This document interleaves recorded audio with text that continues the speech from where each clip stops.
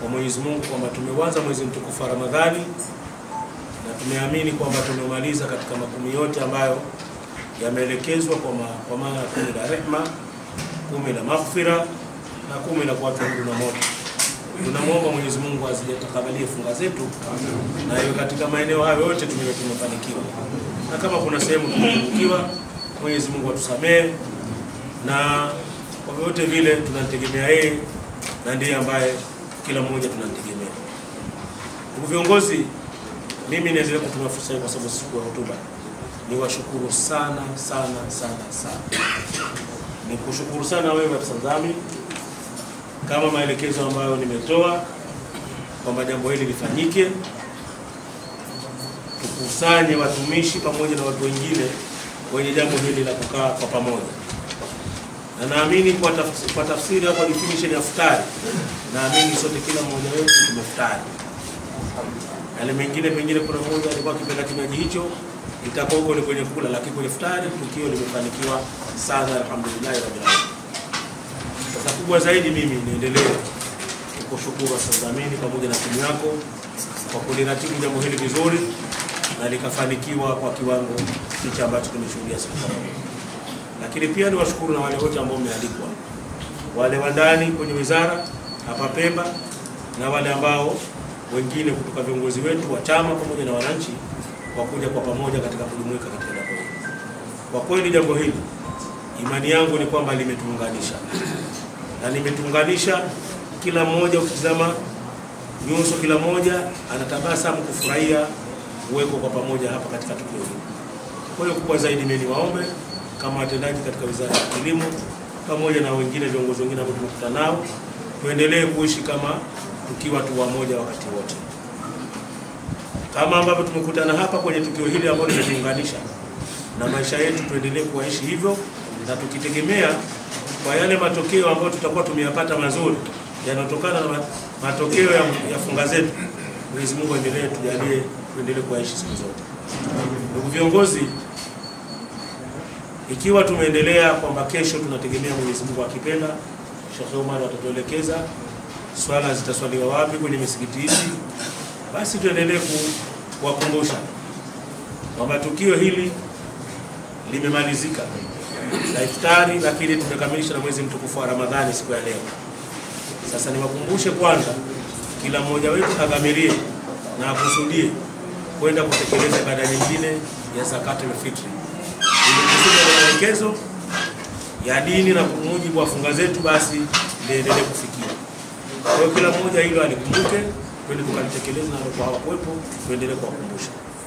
Lakini jambo la pili, kesho pia Mwenyezi Mungu akipenda kutakuwa na ni siku ya kufurahi.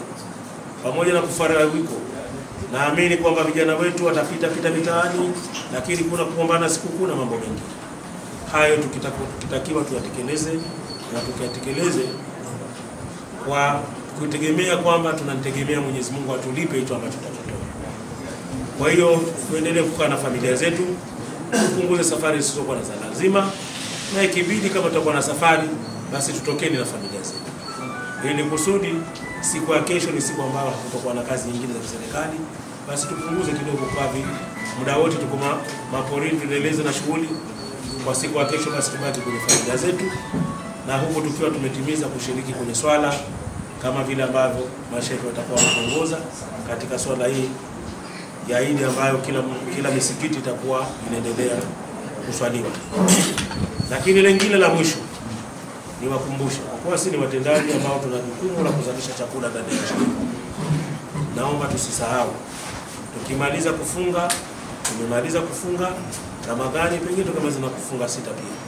Sambamba na hilo, uhakikisheni tunawasimamia wakulima kwa kuwapatia wanachohitaji, hususan swala la taaluma, lakini na pembejeo kama vile serikali ambayo imezitoa kwa wingi mno.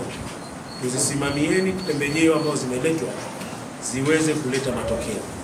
Na matokeo tunayotarajia hapa ni kuona kwamba Zanzibar, hususan kisiwa cha Pemba, kama kinabaki kwamba kimekuwa kikizalisha mazao mengi ambayo pengine kwa kiwango kikubwa Unguja yamepungua.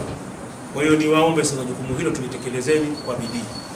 Wale wanao jukumu la kupanda misitu na kuyalinda na kuyasimamia, waendelee kwamba kukumbuka kwamba mvua za masika zimeanza.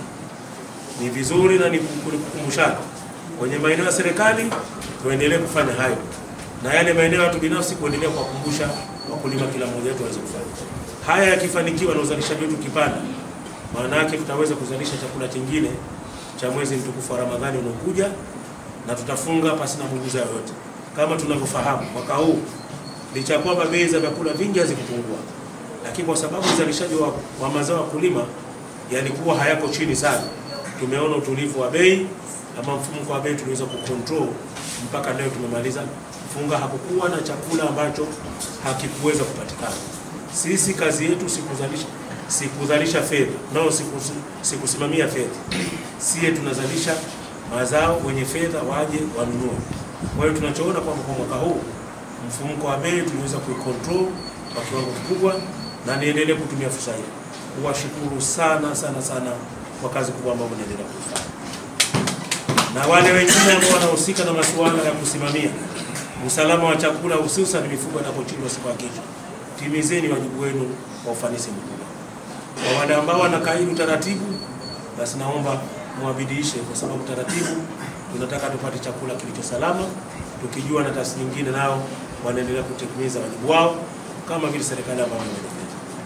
Baada ya maelezo hayo, tuendelee kuwatakia heri viongozi wetu, Mheshimiwa Rais wa Jamhuri ya Muungano wa Tanzania na Rais wa Zanzibar na mwenyekiti wa Baraza, kama vile ambavyo tumebadilisha historia katika